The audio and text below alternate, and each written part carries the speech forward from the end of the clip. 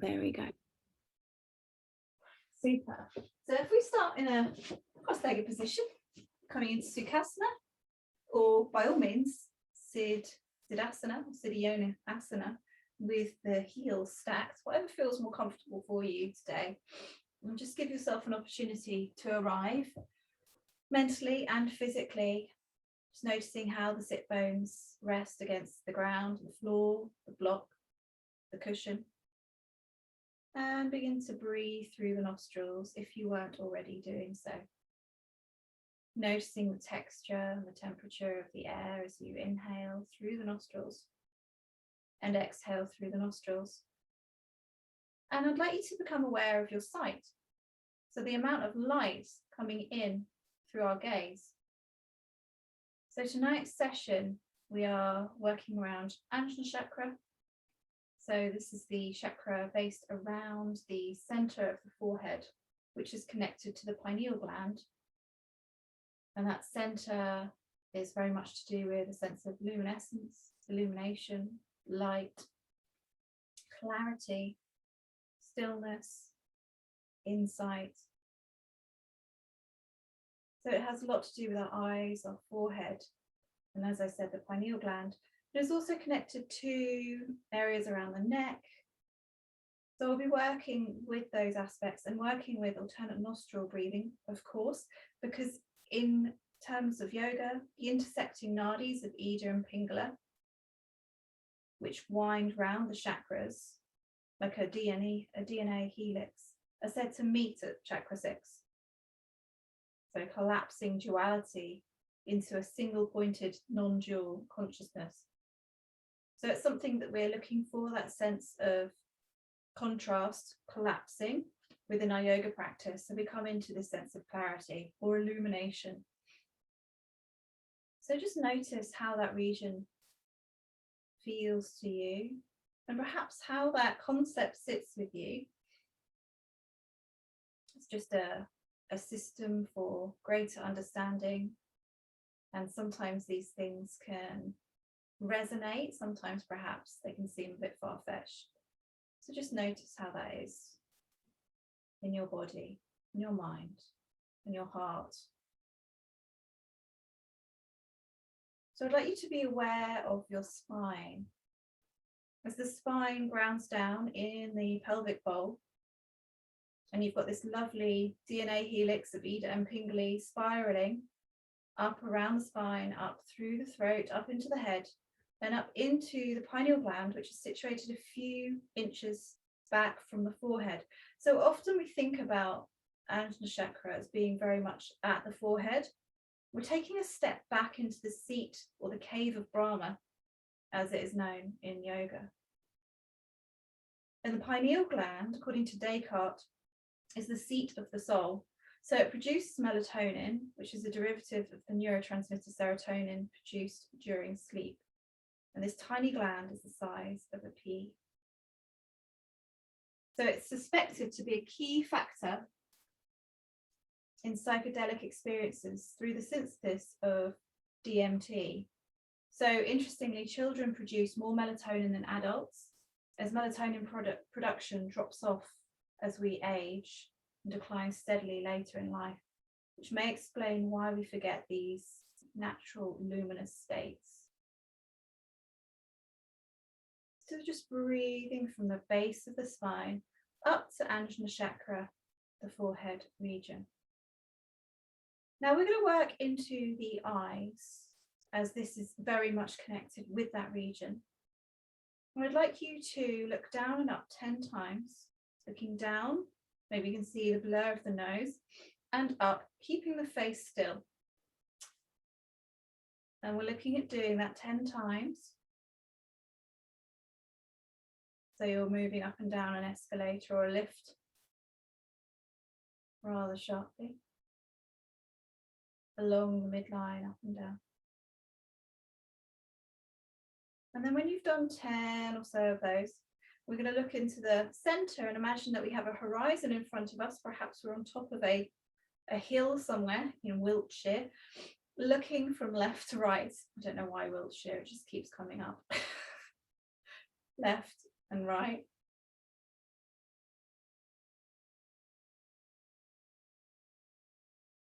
not many mounds in Cambridgeshire where I am to stand on top of and observe the horizon. And then from left to right in the center here, we're now going to go down to the left lower corner and the upper right corner 5 times.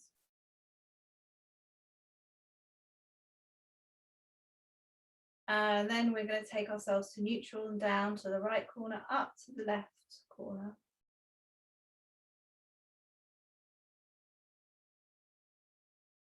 And then coming to the center, we're going to circle to the outer reaches of the eye socket. That's where it gets kind of interesting. Can you create an actual circle, or is it more of a hexagon? And then 5 back in the opposite direction, from clockwise to anti-clockwise. Lovely. And then we're going to bring the hands together and create some heat to palm in order to finish.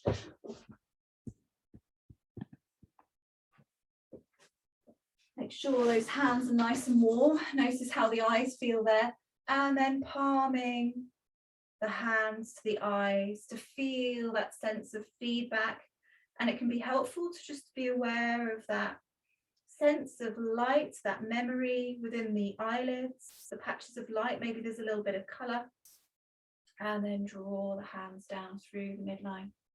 So we're going to drop the left ear to the left shoulder, creating some movement in the neck here. Just noticing how that feels. I'm very tight around the back here. Maybe you notice something in your body. And then we're going to roll the chin forwards and allow for the right ear to come down to the right shoulder. Again, tilting the chin inwards and outwards, feeling into that side.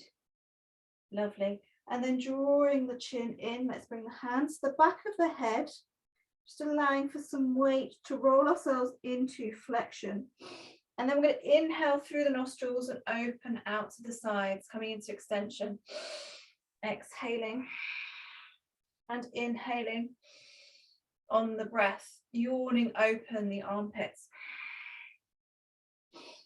The next time we inhale ourselves up, we're going to tilt the left elbow to the left hip, opening up along the intercostal muscles, yawning open the armpit. And then coming to the other side, drawing a line from the shoulder, the elbow down to the hip point, and drawing yourself back. Let's pull the arms down as though you're drawing the shoulder blades together and clasp the hands behind the body. And just explore how the shoulders feel here. And then move the clasp into the opposing stance with the fingers and open up the shoulders in this position. We're then going to make our way down to our backs, onto our spine, into our 2-foot support. So keeping the knees hip width apart, and we're going to bring the fingers to the forehead center. So we have both thumbs together and the fingers clasped, and we rest the thumbs on the forehead, allowing for that area to feel the temperature of the thumbs here. Now taking our attention down from the forehead center into the pelvic bowl. Ensure those feet are hip width apart and make any adjustments that you need to. We're not necessarily looking down as we draw the knees away and come up into Dvipadipitham with those fingers resting along the forehead and then rolling back down through the vertebra. So allowing for the spine to unfurl, coming up through the lumbar, through the thoracic, and allowing for that movement to take place. Noticing what you notice about your spine and how that is today. Lovely. One more time. Rolling up through the vertebra, imagining you can come up into your clavicular spine quite happily, and then rolling back down. Super. Now we're going to take the left knee out to the side here, still with that sense of feedback through the thumbs, and come into external rotation on one side. And then releasing the fingers, we're going to take them behind the thigh and draw the knees in to come into your thread the needle. Still with that sense of feedback around the forehead. Is there a sense of freshness around the forehead as you roll into this space? So even though you've moved your hands away and you've brought your knees in towards your chest, can you still feel that freshness?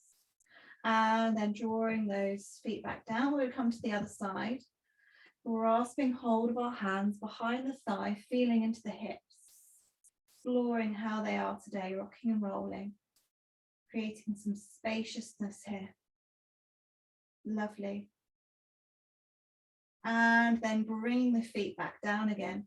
This time we're going to cross the leg over. So the right leg comes over the left and draw the knees in towards center.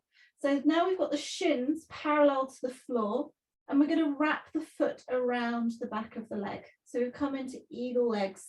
Now you can bring the knees in or have the knees apart. Let's open up the arms nice and wide and draw the right arm over the left, crossing the elbows, bring the backs of the hands together or the front of the palms together. So you've got your eagle, your Garandasana in supine. Now we're going to explore inhaling the knees and elbows apart and exhaling the knees and elbows together. Inhaling them apart, exhaling, drawing them together. Nice and slow with full awareness on the breath. Being cautious if you've got any herniation around this region of the body. Working in your own pace. Lovely. We're then going to open the arms out to the side and draw the knees over to the left, keeping the shoulder blade grounded. And maybe bringing the gaze of the drishti over to the hand. So the gaze, or drishti as we call it, is very much connected with Ajna Chakra, this luminosity, this focal point, allowing for the light to come in, allowing for the breath to inflate around our rib cage, inflate around the belly, and on the exhalation for that sense of drawing inwards. Bringing the gaze back up through the center and rolling the knees up towards the midline. Lovely. Now we're going to release the legs away, keeping them in this parallel position and bringing the arms up to the center. So you're reaching up towards the ceiling. This time we're crossing the left leg over and the left foot crosses behind the legs here. And with the arms, we bring the left arm over the right, bending elbows, back of the hands come together, or the palms. And we're going to exhale, draw elbows and knees together. Inhale to release. Exhale, flattening the lumbar. Inhale to release. Exhale. We can do this 5 times, holding that action, being aware of the position of the pelvis to lumbar. Working with that exhalation as you draw knees and elbows together. We're then going to open the arms out to the sides and then roll the knees over to the right side. Coming into Jatara Parivriti, keeping the shoulder blades grounded. With that lovely recoiling DNA helix energy coming up from the pelvis, up to the forehead. And then gaze over to the left hand. Breathing and allowing for that expansion within to come about through the inhalation. And with the exhalation, a little bit of rotation. Breathing and feeling that movement, that constant flow, the ebb and tide of the breath. Bringing the gaze back up through the center, rolling the knees in through the midline and release them out of that space. So we're just going to drop into a happy baby for a moment. Feeling into that slight flexion, you can bring the hands underneath the knees, or the tops of the feet, a wiggle and allow for the spine to unravel. Rolling from side to side. We're then going to bring the knees in towards the midline and rock and roll to come into all fours. Feeling into each of those vertebrae. Rolling 3 times. And crossing the shins over, we can bring the hands forwards and maybe flick the feet back to come into all fours. Spreading through the fingers taking that energy up through the hands, widening the fingers as much as you possibly can, so you get that sense of suctioning under the palms. And bringing your attention up to the shoulders, drawing the shoulder blades together, and your attention down into the lumbar and the pelvis, and notice if you're collapsing or if you're pushing. Find that space in between, yield into the ground, into this supported all fours position. Now with your attention at the forehead, draw a line through the middle here, down towards the knees to come into your scared cat. Looking down with your drishti down at your feet. And then draw a line all the way along from the feet to the knees, back to where the hands are positioned. Being cautious to allow for the spine to unfurl and not necessarily just dump into the lumbar. Inhaling through your neutral, drawing a line from the forehead down to the feet. Exhaling. Inhaling through neutral, exhale. Maybe bring the gaze forward a little bit from the hands. Notice the movement coming from the pelvis as you pay attention to where your drishti is moving. And then drawing your attention back up to the forehead, keeping that line so it's in between the hands. We're now going to draw an arch over to the left side, drawing that hip point towards the forehead, and then drawing a line through neutral and bringing it over to the right hand side. Come into your lateral extension movement. And then coming back to the middle, we're going to pad the hands out in front and draw a line now with the front of the pelvis and the forehead as you scoop round into a figure of 8. So if a figure of 8 feels a bit obscure for your body today, just come into some circles, allowing for the pelvis and the forehead to release. Feeling into the outer circular movement as the hips cross over through the midline. Keeping that drishti intact so it's moving. So it feels a bit like a spirograph, if you remember those. I don't know if they exist anymore. And then bring yourself back into your tabletop. We're going to extend one leg out behind us, spreading through the heel and the toes. Noticing what's occurring around the hands. If the hands have become more claw-like, spread them out, drawing the knee back and spreading out through the left leg. Breathing through the nostril with your gaze and your drishti in between your hands. We're going to lift up the knees and take chaturanga or knees, chest, chin down to the floor, into your prone. Taking yourself into a little crocodile, resting down on one side. And then resting down on the other. Finding that equanimity around the neck. So we're going to take cobra now with that attention at the forehead. Drishti down at the hands. We're going to lift up and allow for the hands to stroke down alongside the body. Now you can have your stance a little bit wider than we usually would.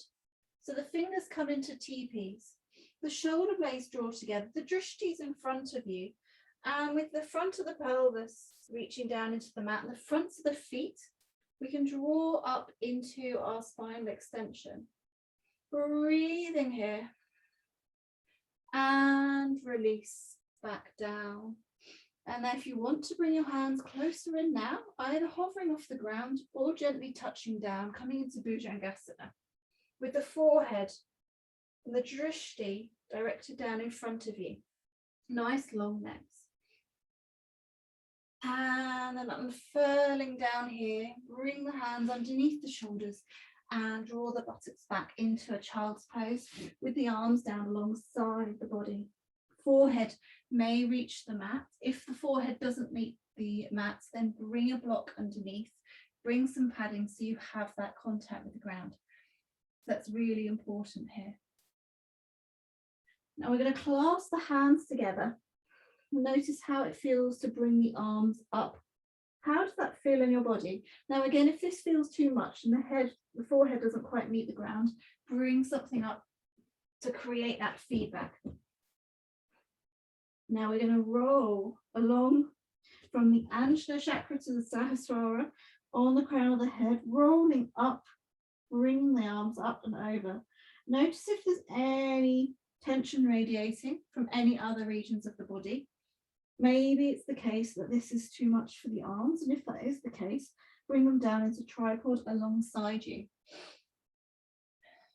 Rolling, breathing up onto the crown chakra and drawing yourself back again. Now we're going to change the clasp of the hands, and again roll up to the crown of the head and draw ourselves back, creating that extra pressure along Ajna chakra up to the crown. One more time, rolling and drawing yourself back. And you'll notice if you've got clips on your head that that's not the best, and you'll want to have nothing there basically. So we're going to come into puppy from this position. So we're going to creep the hands forwards, allow for the buttocks to move up towards the ceiling, and sink the heart space down towards the mat. It may be the case that you want the forehead meeting the ground, or you can bring the cheek down. If you bring the cheek down, you'll want to swap over to the other side for that essential sense of equanimity. Puppy pose. And then drawing the arms back in towards the center.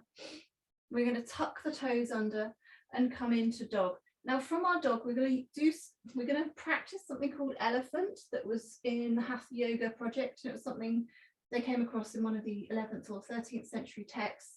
So spreading through your fingers wide, you don't need to come into elephant from dog. Just explore how it is today to drop the head down towards the mat. Notice how this feels in your body, lifting up onto the toes and drawing the heels down. And you may want to bend the knees and lengthen the spine. Now, when we come into elephant, our drishti is important. Our forehead line is going to be important. So as though we're drawing that line as we did before, we're going to scoop and create circles as we hinge forwards. Now, you may want to widen the expanse between the feet and the hands. Allow for the forehead to come forwards and circle. Now, this feels like an even stronger chaturanga. It's quite intense. You may want to explore just dog, and you may want to bring the knees down to the ground. By all means, modify as you feel necessary. So you're scooping yourself forwards, churning through, and getting into a little flow of your own. And you're coming in one direction firstly. And then when you've tried that direction, come back in the opposite direction. There may be one direction that's more easy to access. Notice if one side of the body is working harder than the other. Bending at the elbows, coming into your elephant, and by all means come down into child's pose when you're ready. And bringing the knees down. Let's come into a wide leg child's pose. Forehead meets the ground. That's one way of creating lots of strength in the shoulders. Release the forehead into the mat, into the block. Releasing, let go. Now we're going to tuck the toes under. Draw the hips back into your downward dog.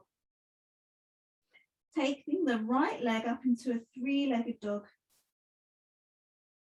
Keep the hips fairly square here before drawing the knee in towards the nose with that awareness at Ajna, and drop the foot in between the hands. By all means, using the hand for support. I'm going to drop the back knee down, using some support, so a blanket, for instance, under the knee. Coming into a deep lunge. So the position from the front ankle and the back knee is fairly wide. When we come into our deep lunge, you can bring the arms up overhead as though you're holding onto a beach ball. So there's a sense of relaxation around the shoulders. The facial muscles are relaxed. And your foot is fully grounded. So you're feeling that weight of the lower body and the upward energy of the upper body. Feeling into your deep lunge here. And we're going to get hold of our bricks if you've got one. So if you've got a brick or a block, let's bring that to the inside seam of the foot. Okay, and then the left hand is going to come onto that brick, or it can come onto the floor, but we're just giving ourselves a lot more space. And space is always a good thing. Now from this position, we're going to tuck the back toes under and lift the back leg. Optional, of course. If you prefer to keep the lower knee down, that's fine. Coming into Parsvottanasana. So with the left hand on the inside of the foot, we're going to spiral and follow the gaze as we lift and windmill the arm around in circles. Following the gaze here, spiraling, drawing circles with the gaze and the hand. Let's do 3 of these as you scoop forwards, and you can allow for a roll to come in through the legs, following the hand with the gaze, with the drishti. Strong in the legs, flexibility in the shoulder girdle, and bring that hand to meet the outer edge of the foot. Remove your brick so you can find that later. And we're going to scoop the leg back into downward dog. By all means, you can bring the knee down to come into downward dog as well. Find yourself in alignment. So you're feeling into some symmetry here, making any wiggles or adjustments that you need to, curling up onto the toes, drawing the heels down. And then come to the other side. So left leg lifts, 3-legged dog. Exhale, draw that knee in towards the nose, scooping the foot forwards into a high lunge before dropping the knee. And if the blanket's there, you can use that blanket to flatten the back foot down. So you're in your deep lunge. With that sense of grounding through the foot and the knee, lifting up, sinking down and opening, releasing the hips, opening up the arms. So you're holding onto that beach ball. And drawing down through the tailbone if you need to protect the lumbar.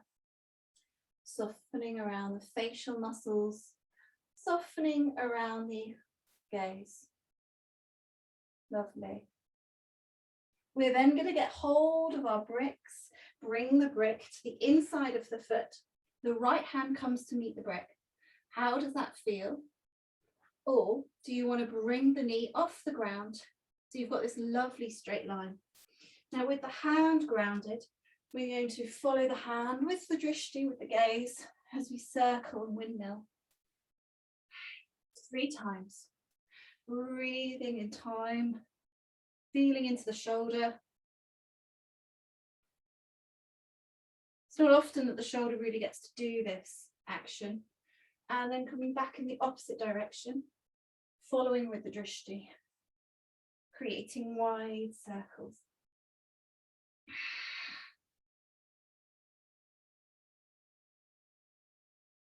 And bringing that hand down to the outside of the foot, remove the brick, take the weight into the hands, either bringing the foot back and kneeling and coming up into downward dog, or coming straight into your downward dog.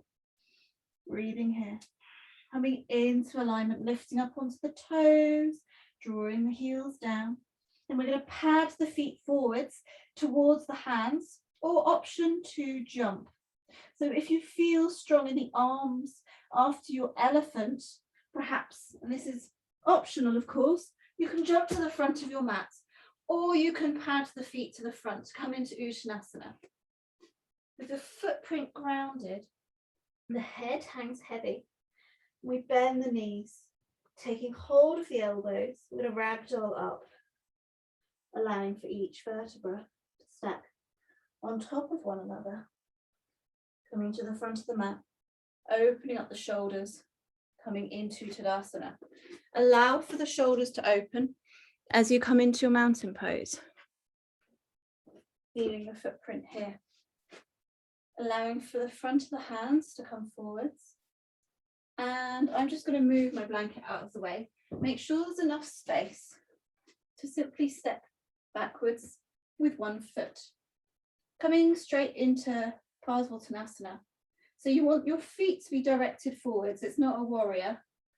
It's not a warrior 2. So the feet are directed in a parallel fashion.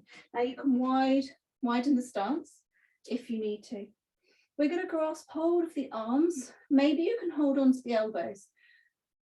Now, if this feels too much, by all means, come into a looser clasp. We're just bringing the arms into a slightly different position. Drawing the forehead forward slightly, tilting the chin in.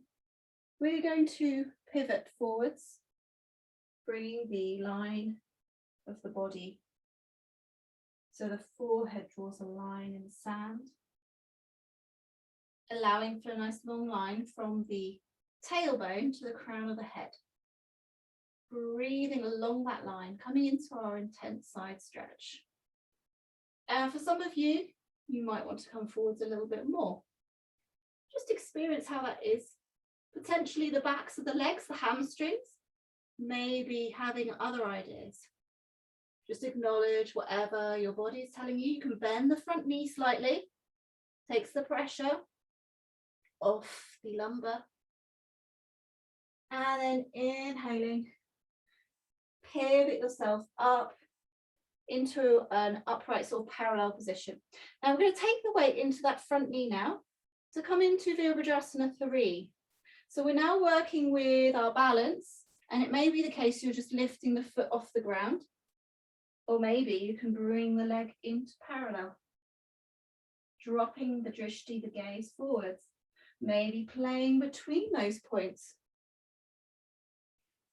drawing a line in the sand with that drishti, with that gaze.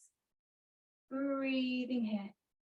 And then from this position, we're going to pivot into Vrksasana tree, drawing ourselves upright, bringing the leg into our tree position. And you may have the foot on the thigh or the shin, or perhaps positioned on the ground. This is lovely to open up the feet. You'll notice the hands are still clasped behind the body. Now you may want to release the hands, bring them to the front of the body into Anjali Mudra. Utilizing your drishti, your fixed focal point. And then if your balance is in balance, you can open the arms up towards the sky, allowing for the shoulders to open, the jaw to soften. And again, you've got that lovely open shoulder beach ball position. Now we can explore how it feels to bring the hands together. What does that change? What does that do to the breath, to the shoulders?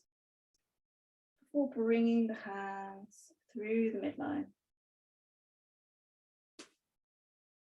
Now from this position, we're going to go into eagle. So this leg is working fairly hard. If you need to bring the other foot down for rest, please feel free to do so. Now we're going to bend the knee and release the leg from wherever the leg was. Now the knee bent allows for the foot to fold like a helix underneath the shin. So you might be in a single cross or a double cross.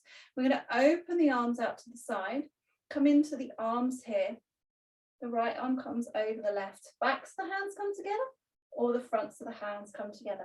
And we're sinking the hips down. Do by all means use furniture or wall as we lift up the elbows, coming into eagle. And I don't know about you, but my balance is a bit wobbly today. Just acknowledging that. And then release and rest that leg by spiraling, rolling onto the sides of the feet here. As that one leg, that left leg, has worked really hard for us. Lovely. Now we're going to come to the other side. So coming to the front of the mat now. You're stepping back with the left foot, spiraling through the heel. Give yourself space. Widen the stance so you can see it from here. If you're on a, like this, you're on a tightrope. If you widen the stance for the pelvis, this can be a lot more helpful. So we're going to bring the hands around to the elbows and hinge forwards. Now, by all means, if you need to create more space for the shoulders, do get hold of the wrists instead. breathing, so you've got that lovely long line from the tailbone to the crown of the head.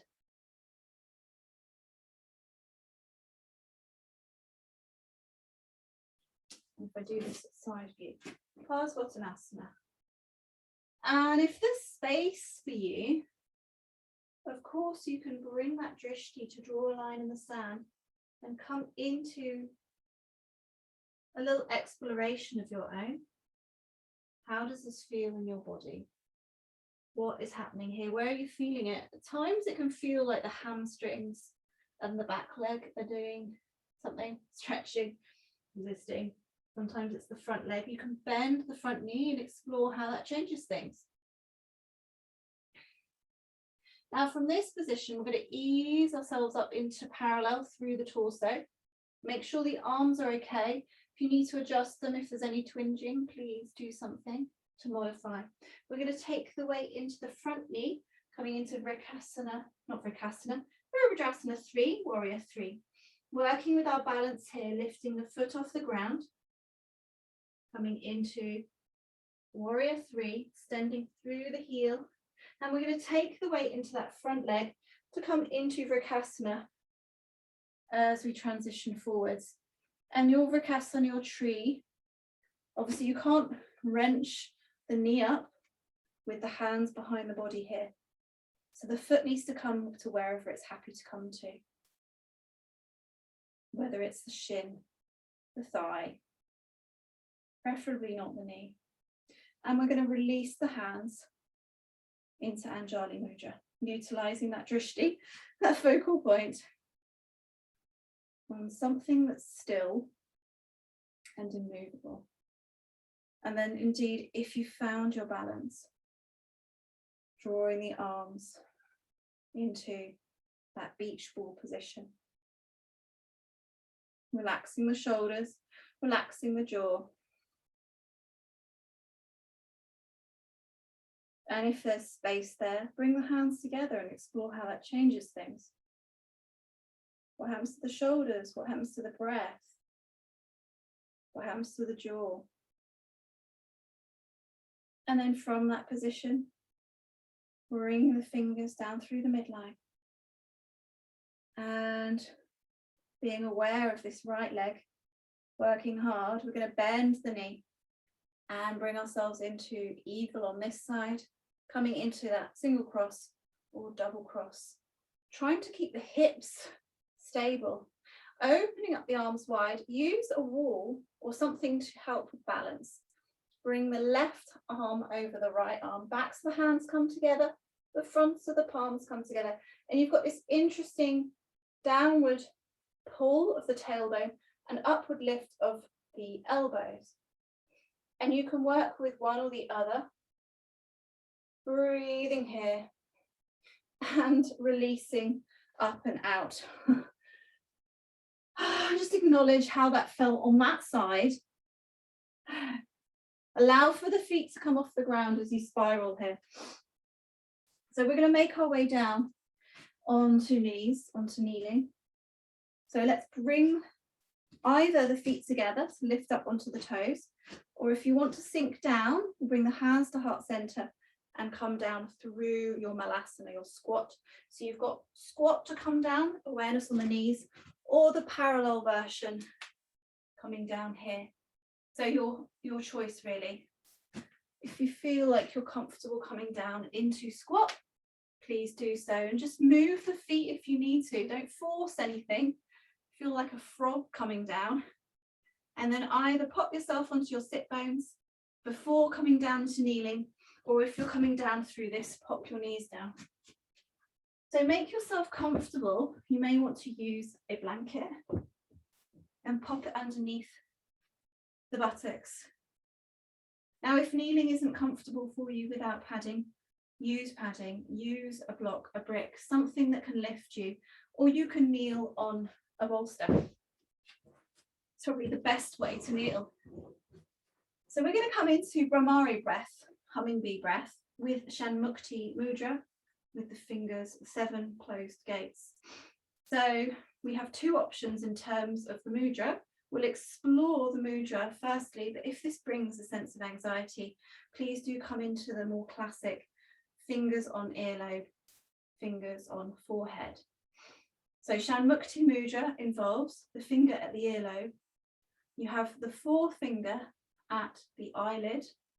You have the middle finger on the bridge of the nose. You have the ring finger on the upper lip, so it's not actually closing the nostrils. And you have the little finger on that area between the chin and the lip. So Shanmukti mudra. So that's our additional space. Catherine, can you go say that again? I lost. Can you go through the... So you've got thumbs at the earlobe. You've got the forefinger at the eyelid. You've got the middle finger at the bridge of the nose. You have the ring finger at the upper lip. So, and then you've got the little finger at the chin. So forefinger, eyelid, middle finger, bridge of the nose, ring finger, upper lip, little finger, chin, and just feel into that, okay? So notice how that feels. If that brings a sense of claustrophobia, and indeed I remember doing this, finding it very anxiety inducing, but I was trying to close my nostrils. If you do try and close your nostrils, it's awful. So please don't. So you have that option, or you can bring the fingers up to the skull and use the thumbs into the earlobes. And we're combining that with humming bee breath. So we're going to do this 5 times with the earlobes closed and the position of the fingers wherever you feel them would be comfortable for you. So we exhale, closing the earlobe, feeling the vibrations within the skull, all the way to the end of the exhalation. So it's that extended exhale. We then inhale, and you can release the earlobes, followed by the very long extended exhalation, which is the hum, hence humming bee breath. So let's begin by finding the position. Forefinger at the eyelid, middle finger, bridge of the nose, ring finger, upper lip, and the little finger, the chin. And of course, close your eyes. We're going to inhale freely, exhale freely. And on the next inhalation, close the ears and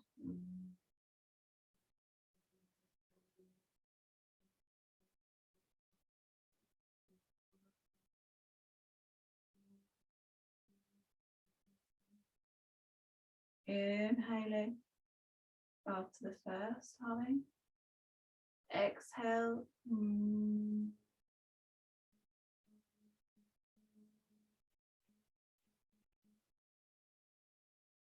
Inhaling, and this will be at your own pace, your own breath.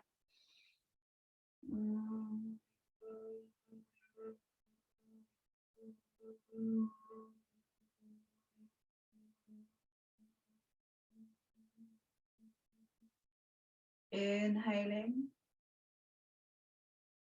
exhaling.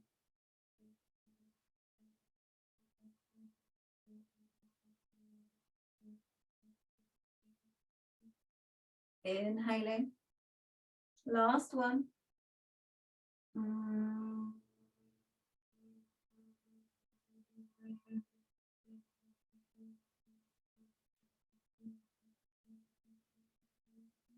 Dropping the hands when you're finished, and just allow for the effects of that to percolate.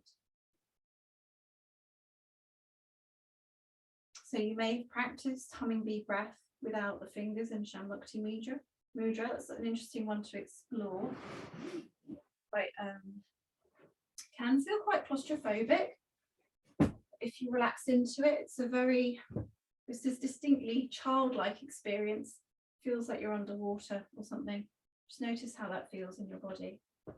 Now we're going to take ourselves up into dolphin pose. This is another way to access Ajna chakra at the forehead. Give yourself enough space to bring the arms into a forearm stance. You can bring the hands into a clasp, and that creates a more secure base of support. Or you come into your sphinx arms. You've got the forearms parallel, and the arms are actually more wrapped in than you expect them to be. So sometimes we can come into this sort of thing. You want to draw, you want to wrap everything around here. And we come into dolphin much like we come into our downward dog. If you're coming into your parallel arms, please spread your fingers nice and wide to get that lovely contact with the ground. Otherwise, clasp the hands together. And then we tuck the toes under. Now, the contraindications for dolphin are glaucoma, migraines, shoulder injuries, and high blood pressure. And obviously, hand, wrist injuries would be something to be cautious about.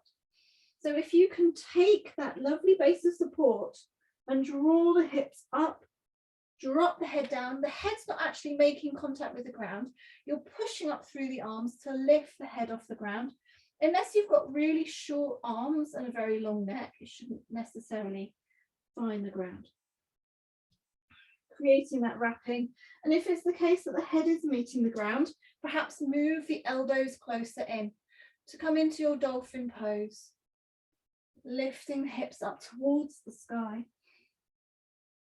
How does that feel? Taking your attention to the forehead and then draw the feet back, moving props to come into forearm stand. Notice how that is in your body. Using that drishti, breathing into the midline. How does that feel? Before dropping the legs rather, the knees back down. And take yourself into kneeling one more time. Now we have an option to come into crow, and we explored this a bit before, I think. So when we come into our crow, let's tuck the toes under, come into a little squat. So you want to feel like the knees can come into this arm area here. So you've got this lovely little base. It's a bit frog-like in its base. So we're going to bring the hands down in front. Now the fingers are spread wide to protect the wrists. So we've got this Hastabandha or hand lock. This is the first place to work with, is to whether you feel comfortable to bring the hands onto the mat. If we were in person, we'd have bricks. We'd pop the bricks underneath the feet, and that would give us an extra edge to this. But because we're not in person, I can't offer you 2 bricks. We're going to work without. So we're going to lift up the hips, bring the knees in towards the armpits. So you come to the back of the armpit. Now from the next stage, securing the hands, creating a little ledge for oneself, you rock forwards into your little shell, and maybe the feet come off the ground. So it's really an exploration. There's 3 or so parts to it. Whether you can find a little ledge, and how is that for you? With no need to grasp to a final product, as it were, can you find a little ledge? And there's a little bit of incremental changes, a little bit of trust. Otherwise, just work with your squat, feeding into your little frog-like squat. Again, this is one that's really good for in-person situations. It's tricky online. Rocking onto the hands, the arms, maybe bringing the feet off the ground. And release yourself out of that position. So we're going to come down into our inversions now. From this position, you may have space to roll back. Otherwise, move yourself forwards to come into your little roly-poly spinal roll. Now, I would recommend Halasana exploration for our Ajna chakra. If you've got a bolster, pop that bolster behind you. So you've got enough space, theoretically, if you roll back, for your feet to find your bolster. So I'll show you that. If you've got a blanket, you want the blanket to be underneath the shoulders, but not underneath the head.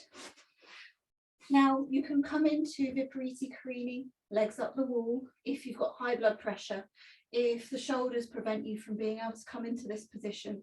And again, if you've got shoulder injuries, glaucoma or migraines. So that option will be legs up the wall or bolster underneath the hips. But if you're happy to try your Halasana, you simply roll yourself over. This is where the rolling comes in really handy, because you're accessing the upper thoracic, okay? And then you bring the hands behind the buttocks. Now, it may be the case that you're more in this kind of position, in which case you can just settle into a pose of tranquility. But if your feet can make the bolster and you have that contact with solid ground, tuck the toes under and you can extend the arms out and away. And I'll just quickly roll out and take a look.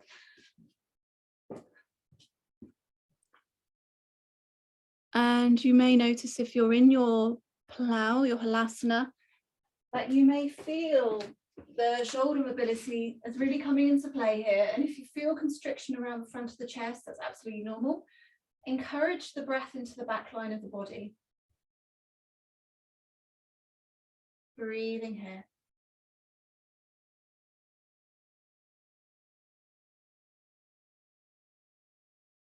And then, once again, as you come out of this position, wherever you are, keep the hands now to the back line of the body and roll out through the vertebra one by one, keeping the head off the ground if you need to prevent that sense of whiplash, and drop yourself out.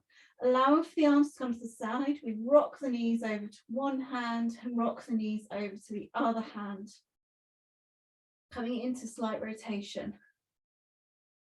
feeling into that space.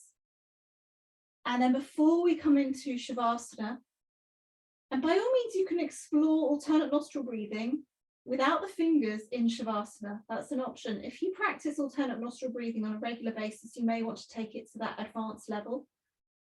Otherwise, let's come into a seated position.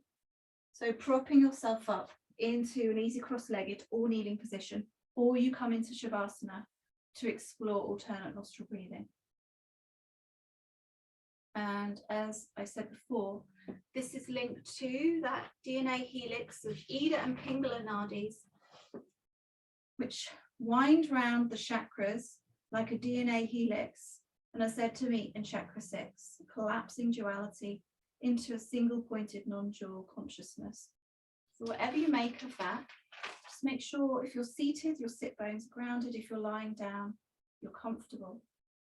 Now, for those of us in a seated position, this attention to the Ajna chakra, the forehead, is going to be really important. That's going to be like our stopping off point as we transition through the nostrils.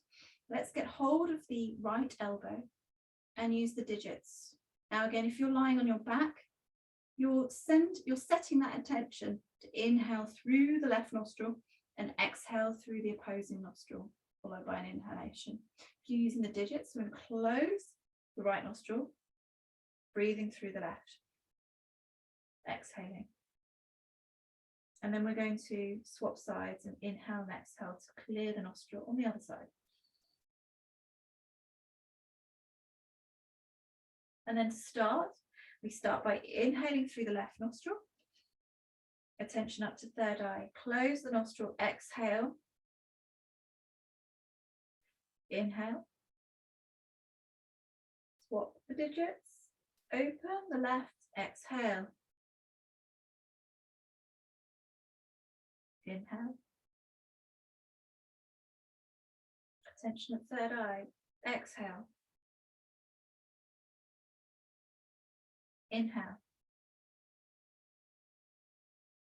attention at the forehead, close, open, exhale, touching into those pauses here, inhaling, third eye, close, open, inhale, close the right, open the left,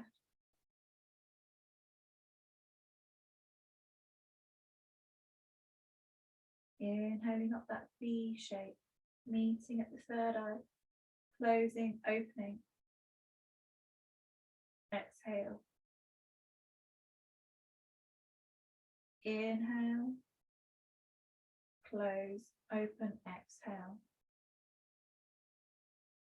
Notice the pause at the end of the exhalation. Inhale, drawing up to third eye, close, open, exhale. Dropping down at that pause, that kumbhaka, before inhaling. Third eye center, close the nostril, open. And I'll let you do 5 of those with your own breath. Inhaling.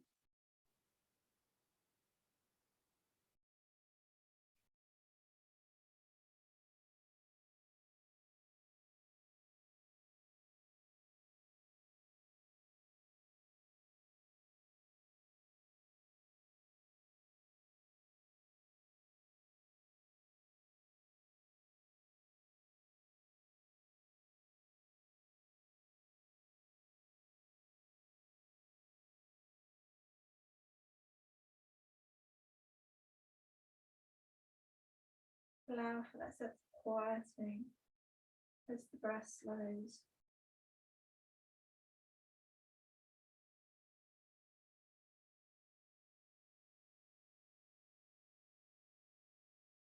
And when you finish, remember to exhale through the left nostril.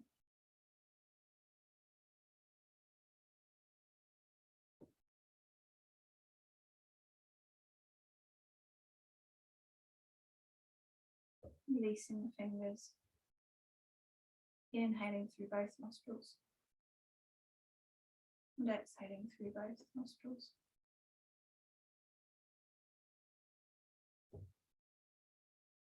And then, without removing that attention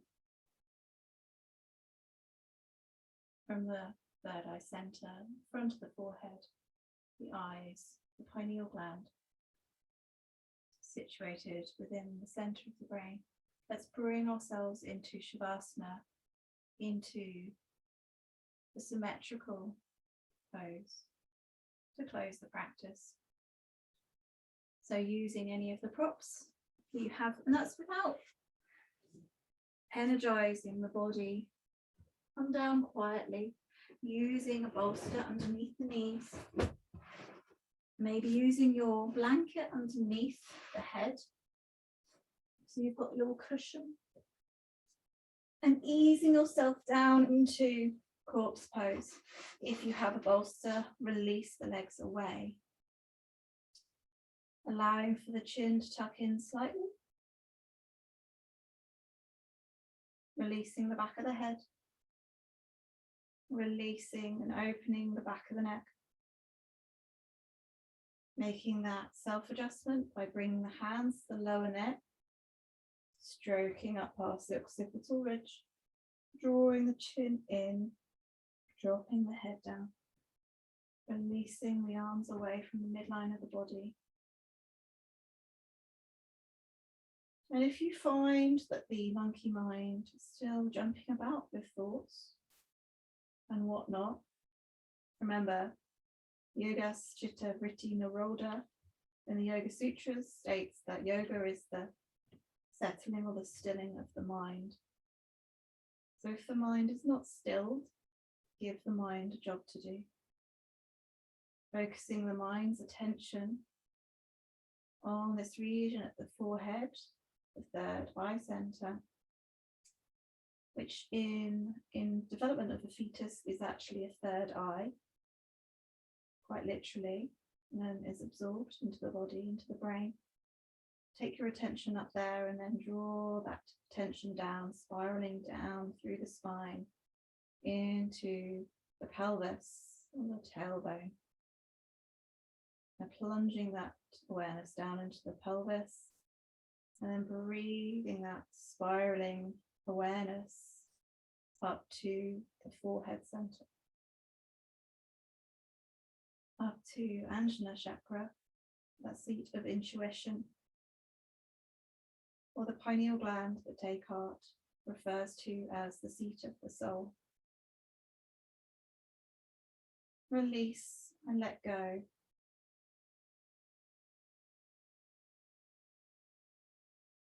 Quite simply, if the mind and the body will allow for it.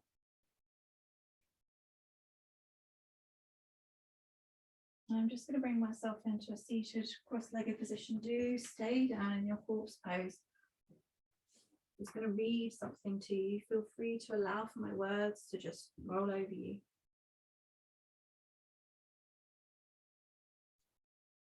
So in terms of the Yoga Chitta Vritti Nirodha, Yoga is the stilling of the changing states of the mind. The verbal root vrit means to revolve, turn, proceed, move, and underscores the always active, sequential, rambling aspect of the mind. The mind is a physical substance in Hindu thought in general and assumes the forms of the sense data presented to it. The ensuing sense impressions, thoughts, or states are products made of that mental substance, just as a gold statue is a form made from substitute gold, or a clay pot is a form from the substance clay. They're constantly moving mental images, states, or formations in the chitta of vrittis. If chitta is the sea, the vrittis are the waves, the specific forms it takes.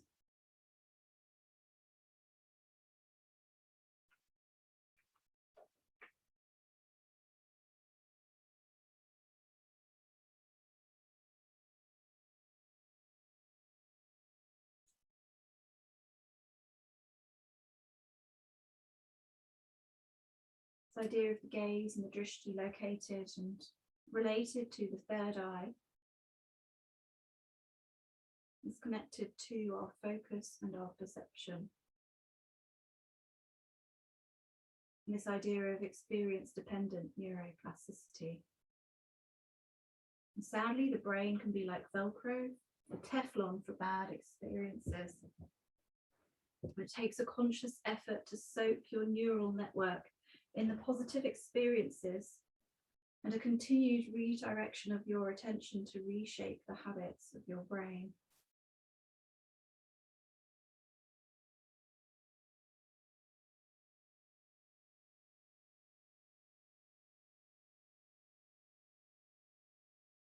So moving away from thinking, from concept, to simply being. Bring your attention back to the inhalation. And at the end of the following sound, I invite you to roll over onto your right hand side in a fetal position.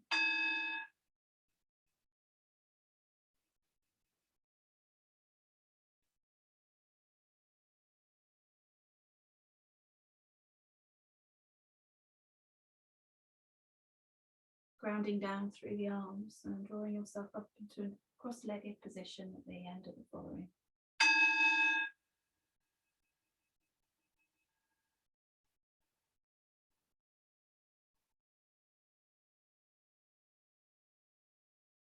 Coming back to that sense of the sit bones and the tailbone and that spiraling energy up through the chakra to the forehead, the third eye center. Let's bring the hands together. So again, palm around the eye sockets, creating that heat, and then bring the palms to the eyelids, noticing whatever texture, whatever memory of light is held within the eyelids there. Bringing the hands down through the midline and bowing in acknowledgement of one another and space in between. Namaste.